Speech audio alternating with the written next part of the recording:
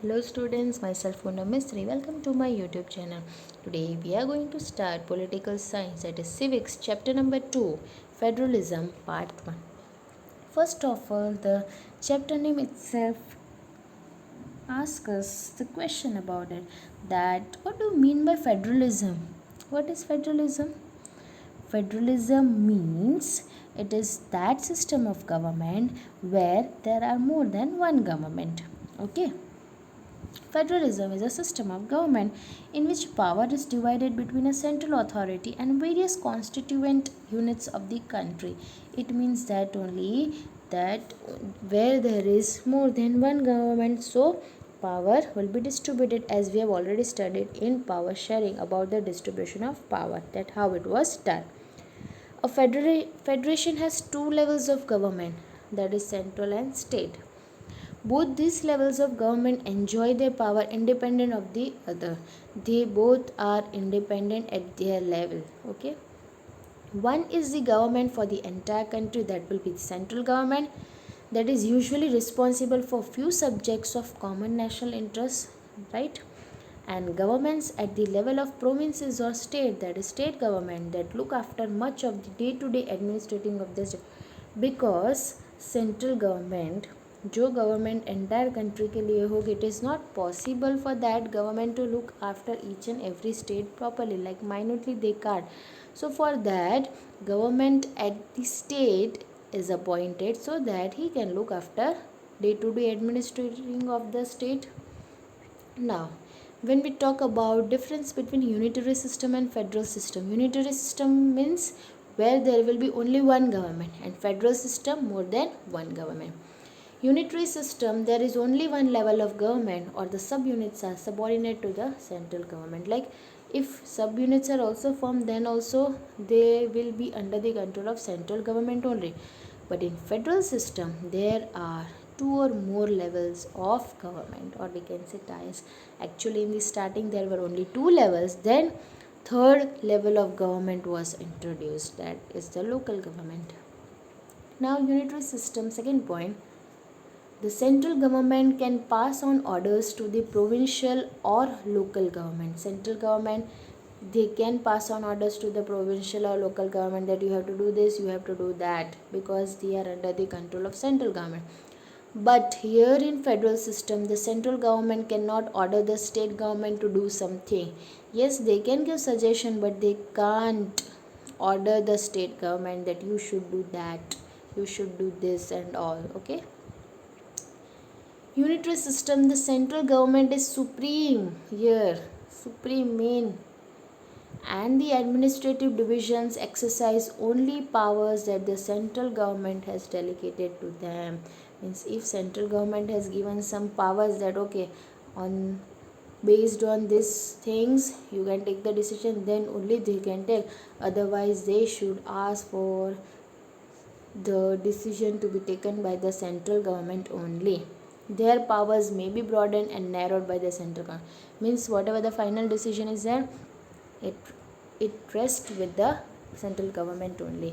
But here state government has powers of its own for which it is not answerable to the central government.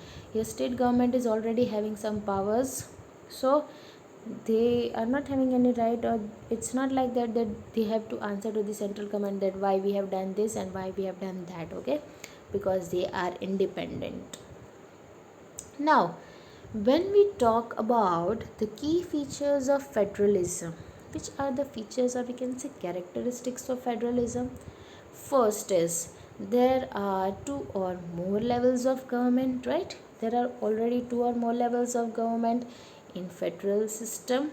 Second is different tiers of government govern the same citizen, but each tier has its own jurisdiction in specific matters of legislation, taxation and administration. Now let us discuss this point in detail, that is different tiers matlab central, state, local. Different tiers of government govern the same citizen, सब govern तो same citizens को ही कर रहे हैं, but हर एक tyre central government हो state government, उनका एक अलग से जुरिस्डिक्शन है, मतलब पावर टू टेक डिसीजन, और वी कैन से जस्टिस के लिए. इन स्पेसिफिक मैटर्स, जैसे कि लेजिस्लेशन, जहाँ पे लॉ मेकिंग बॉडी है वो, तो वो लॉ मेकिंग बॉडी उनका जो रिस्ट्रिक्शन डिफरेंट ही होगा हर एक जन का, मतलब हर एक लेवल का. Taxation point of view it will be different, and administration system will not be same in each and every state, right? बहुत सारे हमारे states है, तो हर एक state में administration is not carried out in the same manner, right? So that will be different. The existence and authority of each tier of government is constitutionally guaranteed. जो existence है, मतलब जो एग्जिस्ट करता है हर एक टायर का government, और उनके जो अथॉरिटी दी है, that is already mentioned in the constitution and it is guaranteed by the constitution makers. Means all the rules and regulations are already mentioned in the constitution. Next point is, the fundamental provisions of the constitution cannot be unilaterally changed by one level of government. जो fundamental provision, जो basic provision है constitution के, it can not be unilaterally, means it can not be change only by one level of government. If fundamental provision constitution की बात है, so if they want any change then they have to take permission from each level of government. If they are agree then only they will be able to change anything.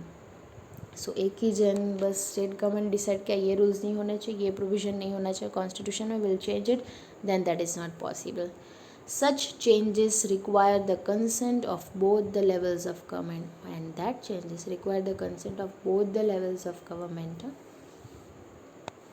Courts have the power to interpret the constitution and the powers of different levels. Courts, they are having more power.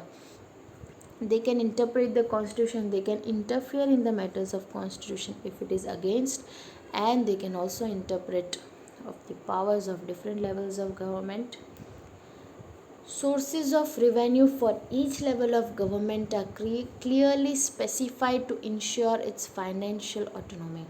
Sources of revenue, from which source, from where your revenue comes, income arises, they are already clearly specified, so that financial autonomy देखना है, financial position देखनी है, तो you'll come to know easily.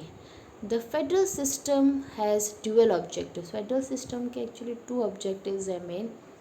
First is to safeguard and promote the unity of the country. Federal system generally specifies that it wants to safeguard and it wants to promote the unity of the country. It wants to maintain unity of the country, and the second thing is to accommodate regional diversity.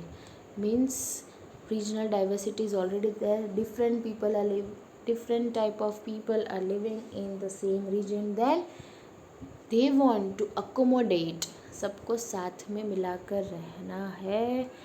मतलब वो चाहते हैं government, federal system चाहती है that they all live together even though they have different cultures, they belong to different religions, then to government wanted to accommodate them in the same phase. Okay, so that was about the first part. It was little bit short, but in the next part we'll continue the next topic. Thank you for watching my video.